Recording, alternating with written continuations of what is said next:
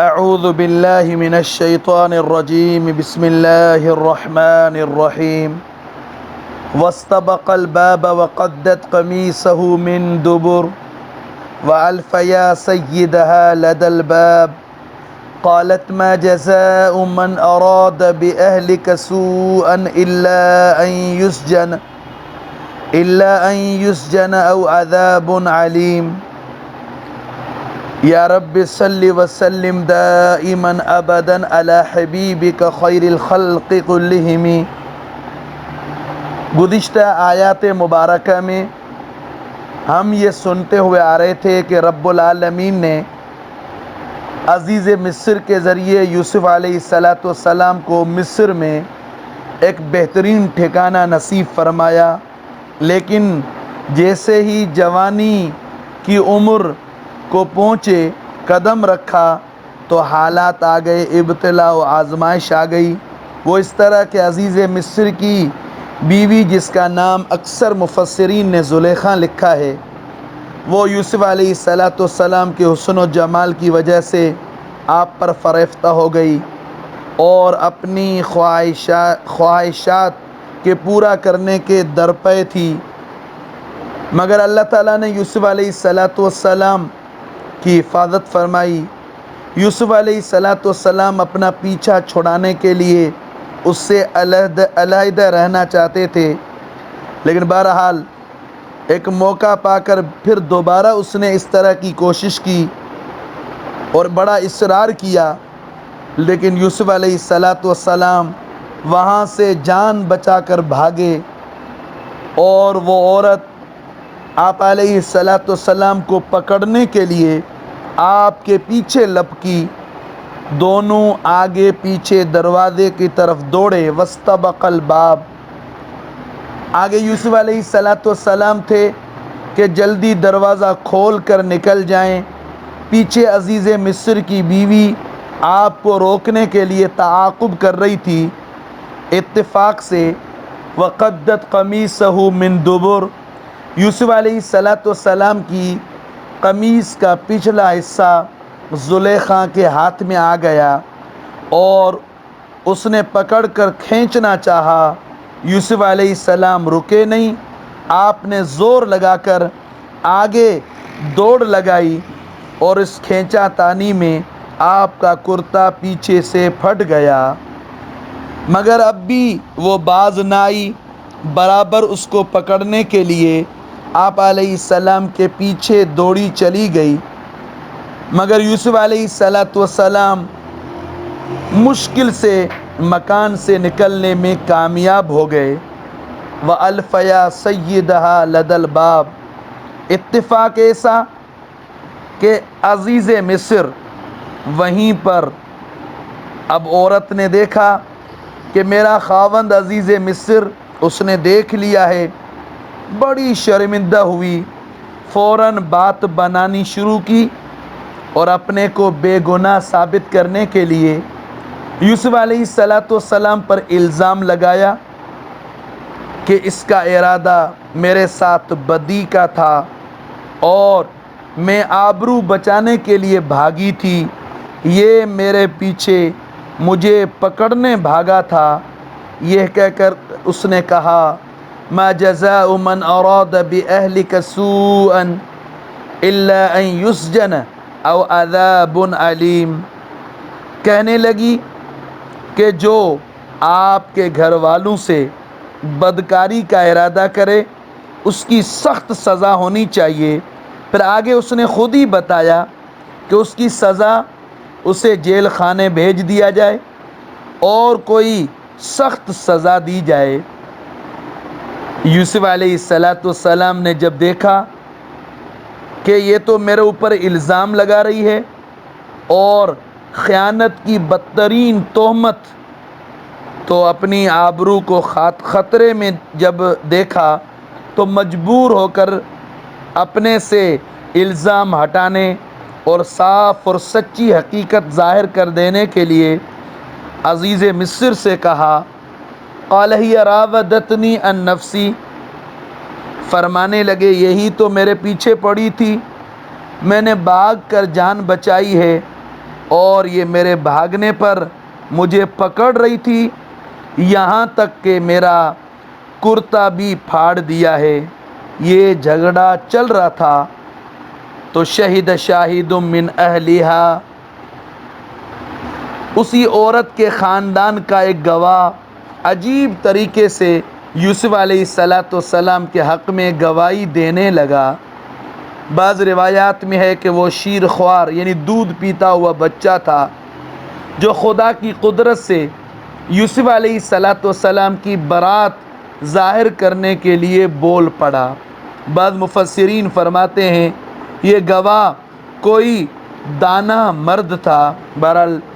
اللہ عالم۔ اس نے انتہائی دانائی کے ساتھ اس طرح ایسے پیرائے میں شہادت اور گواہی دی کہ کسی کی جانبداری پر وہ گواہی محمول نہ ہو اور اس میں یوسف علیہ السلام کی برات ثابت ہو جائے۔ تو اس نے ایک عجیب سا طریقہ اپنایا، فرمانے لگے ان کان قمیصہ قد من قبل فصدقت، فرماتے ہیں اب دیکھا جائے گا کہ یہ عورت کی طرف سے اگر اقدام ہے یا مرد کی یعنی یوسف علیہ السلام کی طرف سے اقدام ہے، اگر عورت کے دعوے کے مطابق یوسف علیہ السلام نے معاذ اللہ اس کی طرف ہاتھ بڑھایا ہے تو یوسف علیہ السلام کا چہرہ عورت کی طرف ہوگا اور ظاہر ہے کہ کشم کشم کرتا بھی سامنے سے پھٹے گا۔ اور اگر یوسف علیہ السلام کا کہنا صحیح ہے تو اس صورت میں ان کان قمیص قد من دبر، یعنی یوسف علیہ السلام کا یہ کہنا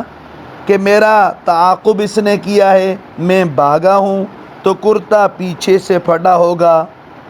جب صورتحال کو دیکھا گیا فلما رأى قمیص قدہ من دبر قال انہ من کیدکن ان کیدکن عظیم، فرماتے ہیں جب عزیز مصر نے دیکھا کہ یہ سارا جو مکر و فریب تو زلیخا کی طرف سے ہے، یوسف قصوروار نہیں، تو اس نے صاف کہہ دیا کہ انہ من کیدکن، زلیخا یہ پرفریب کاروائی تیری ہی طرف سے ہے، زیادتی تیری ہی طرف سے ہے۔ آگے ان کیدکن عظیم، عموماً عورتیں اس طرح ہی کیا کرتی ہیں۔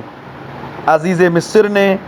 یوسف علیہ السلام سے فرمایا اعرض عن ھذا، یوسف علیہ السلام آپ اس واقعے کا آگے کسی سے ذکر نہ کرنا، چونکہ سخت رسوائی اور بدنامی ہوگی۔ اور اسی طرح زلیخا سے کہا واستغفری لذنبک، آپ یوسف علیہ السلام سے اپنے قصور کی معافی مانگو، یقیناً انک کنت من الخاطئین، قصور آپ ہی کا ہے۔ اس آیت سے ایک مسئلہ بھی معلوم ہو رہا ہے کہ عورت کا فتنہ اور اس کی مکاری انتہائی خطرناک ہے، لیکن نیک صالح عورتیں مراد نہیں ہیں جو اللہ رحم کرے بدکار ہیں، چونکہ حدیث مبارکہ ہے النساء من حبائل الشیاطین، چونکہ عورتیں جو نیک اور صالح ہیں ان کے لیے اجر بھی بہت بڑا ہے، لیکن جو بدکارہ ہیں ان کے لیے معاملہ یہاں پر ہے، چونکہ شیطان سے جو معاملہ ہوتا ہے وہ چور کی طرح چھپ کر آتا ہے اور عورت تو سامنے آ کر مکر کرتی ہے۔ اسی لیے سورہ نساء میں ہے ان کید الشیطان کان ضعیفا، شیطان کی تدبیر کمزور ہوتی ہے اور عورت کا جو مکر ہے وہ اس سے بھی بڑا ہے۔ اب خصوصاً ہمارے لیے یہاں سبق ملتا ہے، ایک طرف والدہ ہے، بہنیں ہیں، دوسری طرف بیوی ہے، سنیں سب کی لیکن پوری تحقیق کرے۔ اس کے بعد یا اگر دو بیویاں ہیں، سوکنے ہیں، تو سنے سب کی، لیکن پوری تحقیق کے بعد کوئی قدم اٹھائے۔ اب بہرحال زلیخا نے جب اتنی بڑی بات اور منٹوں میں بنا کر یوسف علیہ السلام کے سر تھوپ دی، تو اس موقع پر بھی صوفی نہیں بننا چاہیے، بلکہ اپنی صفائی پیش کرنی چاہیے، اپنی صفائی پیش کرنی چاہیے۔ اور اس سے ایک سبق ملتا ہے کہ کامیابی ہمیشہ سچ کی ہوتی ہے، ہر حال میں صداقت اور حقانیت پر انسان کو قائم رہنا چاہیے، کسی لالچ یا خوف سے سچائی کو ہاتھ سے جانے نہ دینا۔ رب العالمین انشاءاللہ غیب سے انتظام فرمائے گا، جیسے یوسف علیہ السلام کے لیے کیسے انتظام فرمایا۔ ایک پنگوڑے کے اندر بچہ بول پڑا، اللہ تعالیٰ نے قوت گویائی نصیب فرمائی اور اس سے سارا مسئلہ حل ہو گیا۔ یوسف علیہ السلام نے باہر کسی سے ظاہر تو نہیں کیا، لیکن یہ خبر فاش ہو گئی۔ کہاں خبر چھپتی ہے؟ تو اس کا نتیجہ کیا ہوا؟ وقال نسوة فی المدینہ امرأۃ العزیز تراود فتاها عن نفسه قد شغفها حبا انا لنراها فی ضلال مبین۔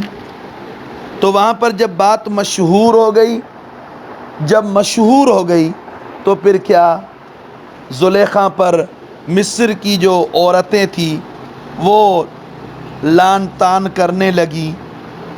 اور انہوں نے تو یہاں تک کہہ دیا کہ اتنی بڑی امیر زادی ہو کر یہ کیا کر دیا۔ نہایت تعجب اور حقارت سے اس قصے کو دہرا رہی تھی کہ یہ کیا کر دیا، اس طرح نہیں کرنا چاہیے تھا۔ بہرحال انسان جب اللہ نہ کرے کسی سے محبت ہو جاتی ہے تو پھر اندھا اور بہرا ہو جاتا ہے۔ حدیث مبارکہ ہے، پیغمبر علیہ السلام نے فرمایا حبک الشیء یعمی و یسم۔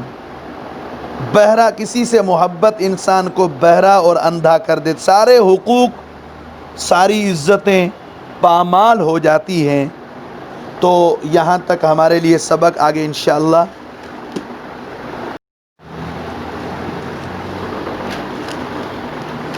واستبق الباب، یہ دونوں ایک دوسرے کے آگے پیچھے بھاگے دروازے کی طرف۔ وقدت قمیصہ من دبر، اور پھاڑ دیا اس عورت نے یوسف علیہ السلام کا کرتا پیچھے سے۔ وَأَلْفَيَا سَيِّدَهَا لَدَى الْبَابِ، اور پایا ان دونوں نے سیدہا عزیز مصر کو لدى الباب دروازے کے پاس۔ قالت، تو عورت بولی یعنی زلیخا، ما جزاء من اراد بأہلک سوء، جو شخص تیری بیوی کے ساتھ خیانت کا ارادہ کرے اس کی سزا الا ان یسجن، اس کے علاوہ اور کیا ہے کہ جیل خانے بھیج دیا جائے، او عذاب علیم، یا کوئی سخت سزا مقرر کی جائے۔ قال، تو یوسف علیہ السلام بولے، ہی راودتنی عن نفسی، اسی نے مجھے اپنا مطلب نکالنے کے لیے ورغلایا۔ وشہد شاہد من اہلہا، اس عورت کے خاندان میں سے ایک نے گواہی دی، ان کان قمیصہ قد من قبل فصدقت، اگر یوسف علیہ السلام کا کرتا آگے سے پھٹا ہوا ہے تو عورت سچی ہے، وَهُوَ مِنَ الْكَاذِبِينَ عَلَيْهِ بِاللَّهِ، پھر یہ یوسف علیہ السلام جھوٹے ہیں۔ وَإِنْ كَانَ قَمِيصُهُ قُدَّ مِنْ دُبُرٍ فَكَذَبَتْ، اگر وہ کرتا پیچھے سے پھٹا ہے تو فَكَذَبَتْ، یہ عورت جھوٹی ہے، وَهُوَ مِنَ الصَّادِقِينَ، اور یوسف علیہ السلام سچے ہیں۔ فَلَمَّا رَأَى قَمِيصَهُ، جب عزیز مصر نے یوسف علیہ السلام کا کرتا دیکھا، قد من دبر، جو پیچھے سے پھٹا ہوا تھا، قال تو فرمانے لگے زلیخا سے انہو من کیدکن یہ تم عورتوں کی چالاکی ہے، ان کیدکن عظیم تمہاری تدبیریں غضب کی ہیں، بڑی ہیں۔ یوسف اعرض عن ھذا اے یوسف علیہ السلام اس بات کو جانے دینا، واستغفری لذنبک اور زلیخا سے بولے کہ اپنے قصور کی معافی مانگ لو، انک کنت من الخاطئین بے شک آپ قصور والوں میں سے ہیں۔ وقال نسوۃ فی المدینۃ امرأۃ العزیز تو چند عورتوں نے شہر میں جو رہتی تھی انہوں نے یہ بات کہی کہ عزیز مصر کی بیوی اپنے تراود فتاها عن نفسه اپنے غلام کو اس سے اپنا مطلب حاصل کرنے کے لیے پھسلاتی ہے، قد شغفها حبا اس غلام کا عشق اس کے دل میں پیوستہ ہو گیا ہے، انا لنراها فی ضلال مبین ہم تو اس کو صریح غلطی میں دیکھتے ہیں۔